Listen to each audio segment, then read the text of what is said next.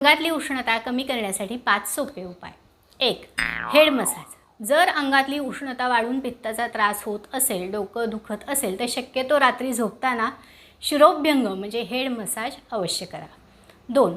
उष्णता वाढून डोकं दुखणं, डोळ्यांची आग होणं हा त्रास होत असेल तर आठवड्यातून एकदा तरी केसांना मेहंदी अवश्य लावा.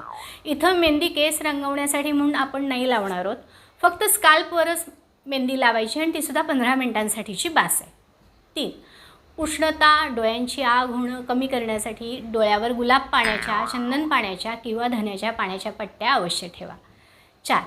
अंगातली वाढलेली उष्णता कमी करण्यासाठी अंघोळीवेळी साबणाऐवजी चंदन, वाळा, गुलाब यांची पावडर उठण्याप्रमाणे लावा. याचीच अगदी फाईन पावडर चेहऱ्यावर लेप म्हणून सुद्धा तुम्ही लावू शकता, ज्यामुळं सनबर्न आणि उन्हामुळे आलेला लालसरपणा, काळसरपणा कमी व्हायला मदत होईल. 5. पूर्ण अंगात वाढलेली उष्णता कमी करण्यासाठी आणि आलेला थकवा घालवण्यासाठी पादाभ्यंग म्हणजे रात्री झोपताना तळपायाला तेलाचा किंवा तुपाचा मसाज अवश्य करा. इथे जर तुम्ही काशाची वाटी जर वापरली तर जास्तच चांगलं. या 5 उपायांसोबत महत्त्वाची गोष्ट म्हणजे अंगात उष्णता वाढण्यासाठी कारण असलेल्या गोष्टी टाळणं आणि पोटातून सुद्धा उपचार घेणं. या विषयावर डिटेल माहिती सांगणारा व्हिडिओ मी आपल्या चॅनलवर पोस्ट केला आहे, तो तुम्ही अवश्य बघा.